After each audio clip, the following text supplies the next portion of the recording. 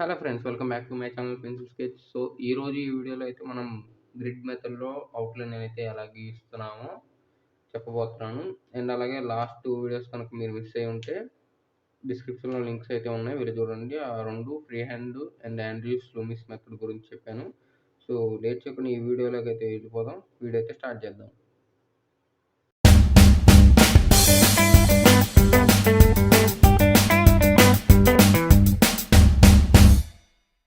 So, grid method అనేది దీనికి పరిచయం అయితే అక్కర్లేదు.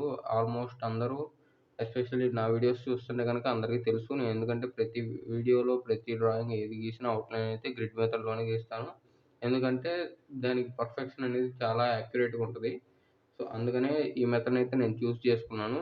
ఎందుకంటే నేను బిగినర్‌నే కాబట్టి నాకు ఫ్రీ హ్యాండ్ గాని, ఆండ్రూస్ లూమిస్ మెథడ్ గురించి గాని పూర్తిగా తెలీదు. ఫ్రీ హ్యాండ్ గురించి అయితే కొంచెం తెలిసినా కూడా అది గీయాలంటే కొంచెం కష్టం. సో, గ్రిడ్ మెథడ్ అయితే అందరికీ మనకి అవైలబుల్‌గా అండ్ అలాగే ఈజీగా ఉండే మెథడు. కాబట్టి దాంతోనే గీసాను. సో, అయినా సరే చిన్న కొంచెం ఇంట్రడక్షన్ లాగా చెప్పేస్తా. దానికి అంతకుమించి అక్కర్లేదు. సో, ఇప్పుడేంటనేది గ్రిడ్ మెథడ్‌లో మామూలుగా ఒక రిఫరెన్స్ ఇమేజ్ తీసుకుంటాం. దానికి గ్రిడ్స్ ఒక టేబుల్ లాగా బాక్సులు కొట్టేసి ఆ బాక్సులకు తగ్గట్టు మన పేపర్‌లో మనం ఎక్కడైతే బొమ్మ గీస్తున్నామో అక్కడ సేమ్ సేమ్ రేషియోలో మెజర్‌మెంట్స్ కాదు. రేషియో ఆర్ మెజర్‌మెంట్స్ ఏయైనా సేమ్ ఉండొచ్చు. ఎందుకంటే ఆహ్, మనం తీసుకునే పేపర్ సైజ్‌ని బట్టి అయితే ఉంటుందది. సో, కొన్ని కొన్ని ఇమేజెస్ అయితే అంటే డిఫాల్ట్‌గా వాటికంటూ ఒక బోర్డర్స్ అనేవి ఉంటాయి గదా! వాటికంటూ ఒక సైజ్ ఉంటది గదా! సో, దాన్ని మనం గీయాలనుకున్న పేపర్‌లో మన దగ్గర ఏముంటాయి ఆల్మోస్ట్ ఏ4, ఏ3, ఇలాంటి వాటిలో గీస్తాం మనం.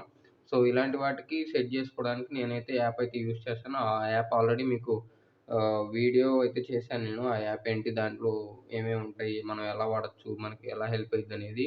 ఆ వీడియో లింక్ కూడా డిస్క్రిప్షన్‌లో ఉంది. అది గూడా ఇస్తాను. అది గూడా చూసేయండి.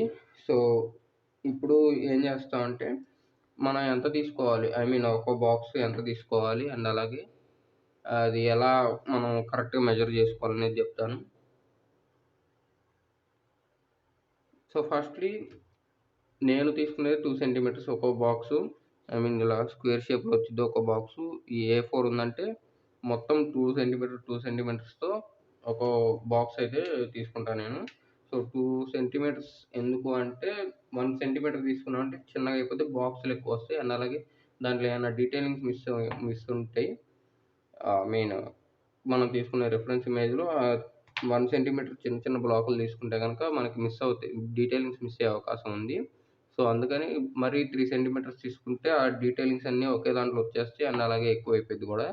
సో, అందుకని 2 సెంటీమీటర్స్ అయితే మనకు కొంచెం పర్ఫెక్ట్‌గా ఉంటది. మనం గీసుకోవడానికి యాక్యురేట్‌గా వచ్చిద్ది. సో, అందుకని నేనైతే 2 సెంటీమీటర్స్ తీసుకున్నాను. ఇది మీ ఇష్టం, మీరు ఎంతైనా తీసుకోవచ్చు. మీరు తీసుకునే పేపర్ సైజుని బట్టి ఉంటదది. పెద్ద పేపర్ అయితే మీరు కొంచెం పెద్దది కొంచెం ఏ3 గాని, ఏ2 గాని అయితే మీరు 2.5, 3 అలా అయినా పెట్టుకోవచ్చు అలవాటైతే. ఐ మీన్ సో, ఇది గ్రిడ్ మెథడ్ గురించైతే.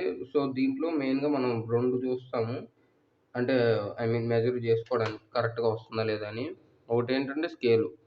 మీకు చూపిస్తాను ఎప్పుడు నేను వాడేది.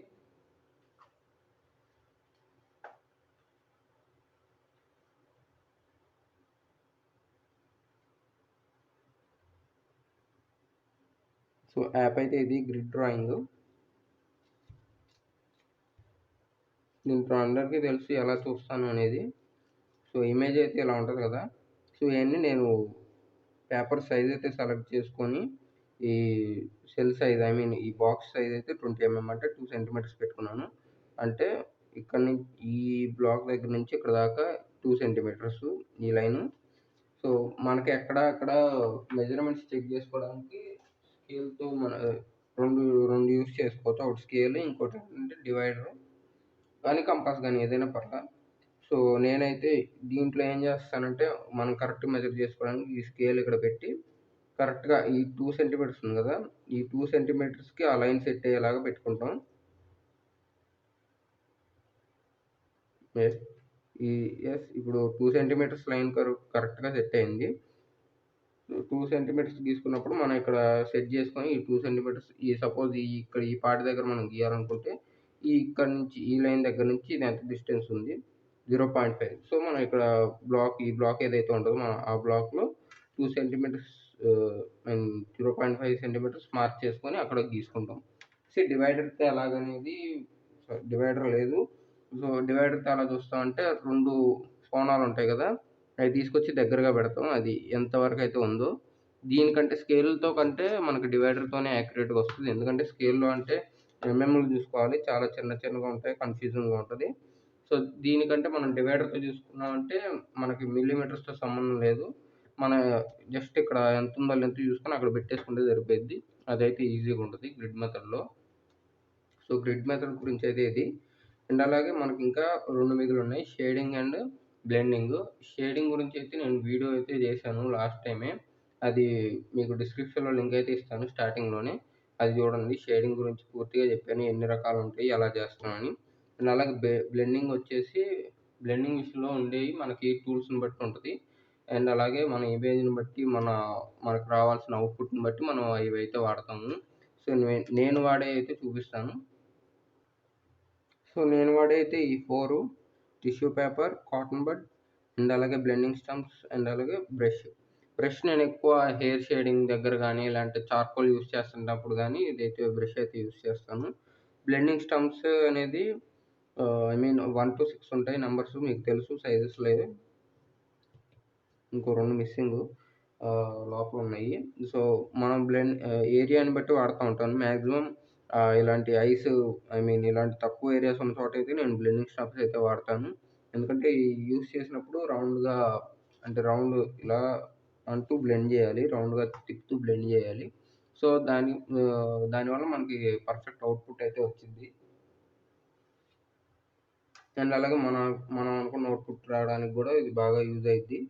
బ్లెండింగ్ స్టంప్ అయితే ఎప్పుడు ఐ మీన్ రుద్దుతా ఉంటాం కాబట్టి దీనివల్ల ఇది టిప్ అయితే పాడైపోతా ఉంటది. ఐ మీన్ పాడైపోవడం కాదు. ఇలా బ్లాక్‌గా అయిపోతా ఉంటది. మనం ఎక్కడైనా లైట్ ఏరియాస్‌లో మళ్ళీ బ్లెండ్ చేయాలంటే మళ్ళీ దీంతో చేసామంటే సరిపోదు. అది మళ్ళీ డార్క్ అయిద్ది. సో, సాండ్ పేపర్‌తో రబ్ చేసుకోవాలి దీన్ని.